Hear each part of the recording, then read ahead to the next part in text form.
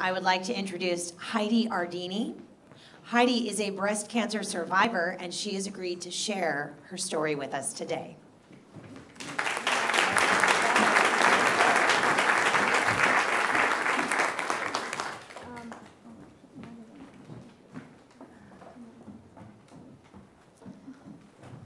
It's 4 days before Christmas. Excuse me, it's 4 days after Christmas. December 29th, 2009. The phone rings. It must be my brother asking what I decided to do for New Year's Eve. Hello? Hello, may I speak to Miss Heidi Ardini? This is she. Hello, Miss Ardini, this is your doctor. We've just received your biopsy results on the lump in your right breast, and I'm afraid that they came back positive for a grade 3 malignancy. I'm so sorry. Happy New Year. And so my nightmare started. The fear, numbness, and disbelief, of course, hit me with the force of a tidal wave, the perfect storm. Those feelings naturally go without saying. However, I felt like I had crossed over into a completely different reality, somewhere in another dimension. It was an instant before it was all surreal. I was an actress in a movie playing out someone else's life. Speechless, I hung up the phone, not knowing what I was supposed to do next.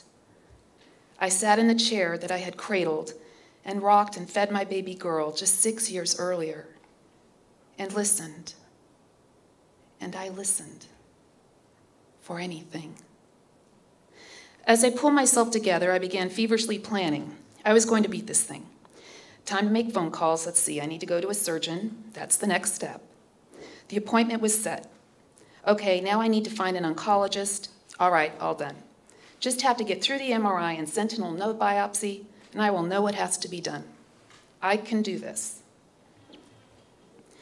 The MRI results are in. I don't like the look on my doctor's face.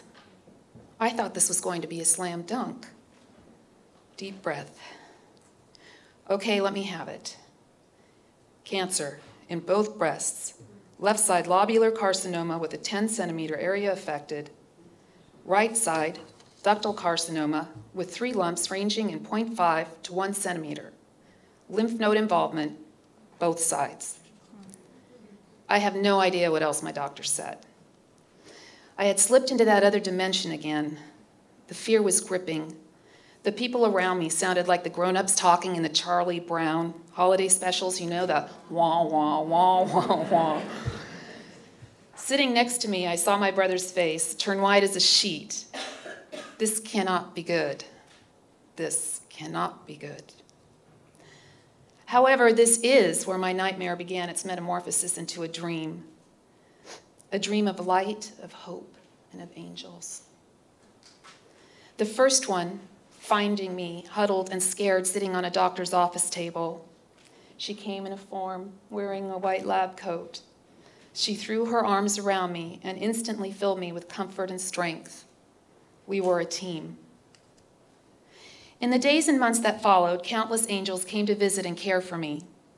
The one who shaved my head, the one who emptied out surgery drains, the one who sat with me through my chemo sessions and ran to Togo's every time I had even an inkling of an appetite for turkey and avocado sandwiches, the one who planted my garden, my vegetable garden, the ones who cared for my 6-year-old daughter, doing her homework with her, giving her rides to brownies, CCD, and playdates, my neighbor's 20-year-old cat, Bibi, who slept with me on my bed every day throughout treatment.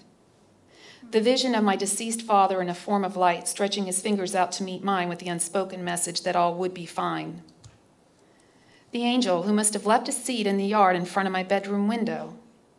As I looked out one morning where there was nothing the previous day, there rose up and through the dry, cracked earth that had not seen water in months, a sunflower reaching for the heavens. There were the angels who walked until their feet bled in the name of raising money for a cure to help destroy this evil foe called cancer. However, the ones that affected me to the very core were the survivors, gracing me with their stories of promise, love, inspiration, and countless miracles. As time progressed and my treatment took its course, I began to sort out the enormity of what lay ahead in battling stage 3 breast cancer. Clarity came out of confusion, and life had in it an intensity I'd never felt before. Colors were brilliant. Time had slowed down. I did not know if I would be successful in this struggle, but I knew I was going to tackle it with monomaniacal determination, and in that I knew that I had to begin to view life with a lighter side. I found humor in some of the everyday crazy experiences that I encountered with the effects of treatment. My bars of soap lined up next to my nose as I lay in bed so that horrid smells in the house didn't cause me to heave. Sending my mother home after her lunch, which had been clearly laden with garlic. The number of pillows that had to be immediately extricated from my room because of torturous odors from where they seemed to emanate. The new second home, my bathroom, was as familiar as my bed during the months that I struggled to manage diarrhea. And the calls to the doctor for Norco to deal with the pain of none other than hemorrhoids, which frankly came as a complete surprise. That was only supposed to happen during pregnancy. One of my angels and I would laugh hysterically as my surgical drains would swing from side to side as I wandered around the house. I actually grew accustomed to the heaviness of their pull whenever gravity took its hold.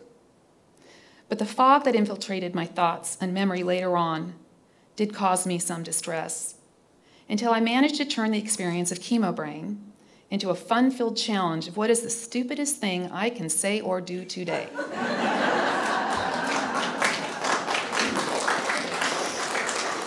Many of you out there. On several occasions while returning to parking lots, I tried to enter into cars that looked like mine. There was the standard forgetting what the conversation was about in the middle of speaking a sentence to a friend. I remember putting all my materials together for my tax man. Clearly, my medical expenses were a big part of what I had to include.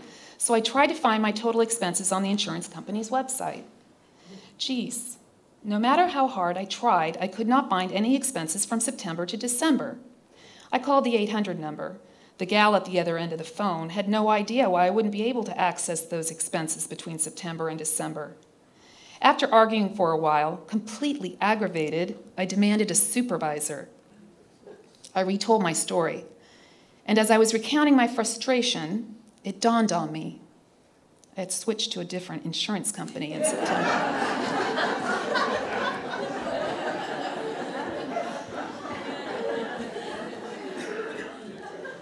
Then there was the time when I put my compression sleeves on, testing them on my arms for a plane trip I was about to take. They don't fit that well. I know I went in to be fitted for these. Why are they so loose? They were loose on top, and there were inches and inches of extra material in and around the armpit.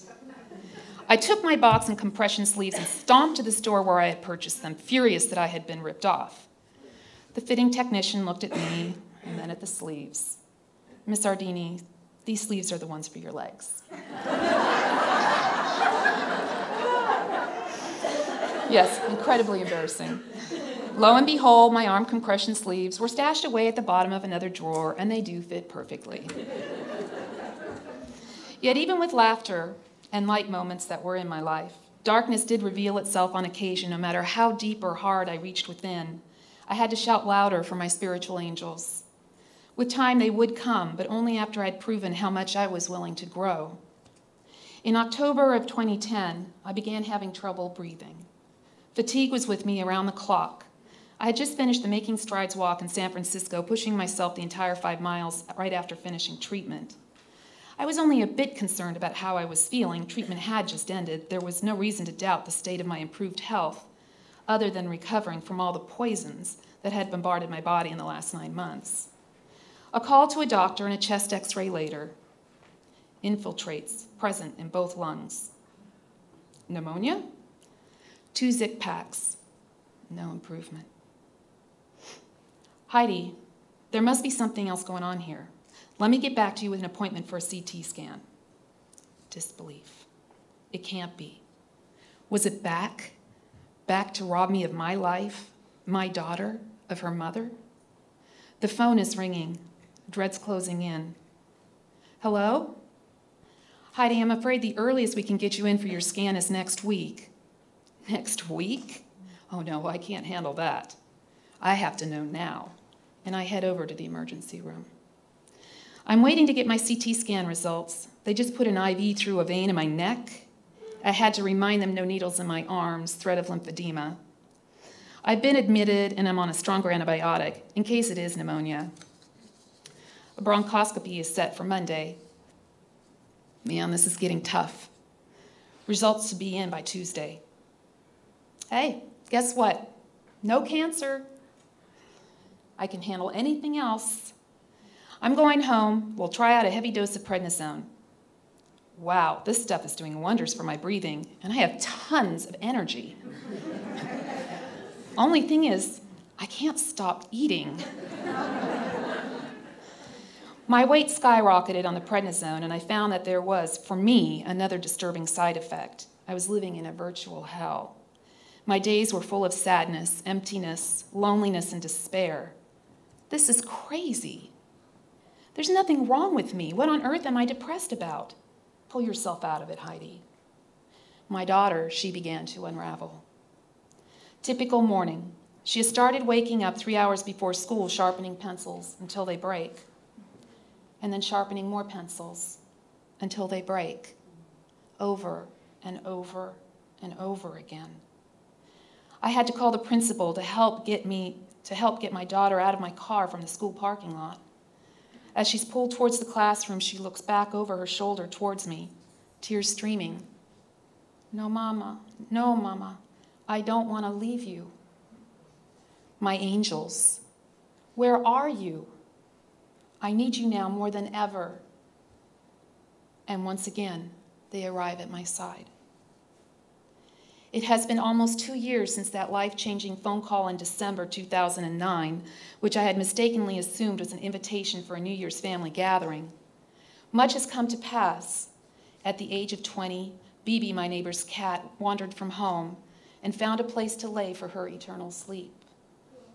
I still miss her. Now and then, I swear, I catch fleeting glimpses of her walking around in my yard. She is watching over me. The vision of my father and his message brings me strength and determination in the moments when I am overcome with doubt. The angels continue to descend and surround me. I have found a meaning in life that had eluded me for so many years. Although the intensity I felt has diminished itself into days of routine and mundane tasks belonging to a single mother of a normal third grader. They will never again be taken for granted, as I will not forget. I will not allow myself to forget. Both physically, the blessings continue to abound. My mentors work with me in my healing, both physically and emotionally, preparing me for my calling in search of my true self, as I evolve within a new realm where I recognize that within me I have found that I am light, I am love, and I am joy. But first and foremost, I am hope.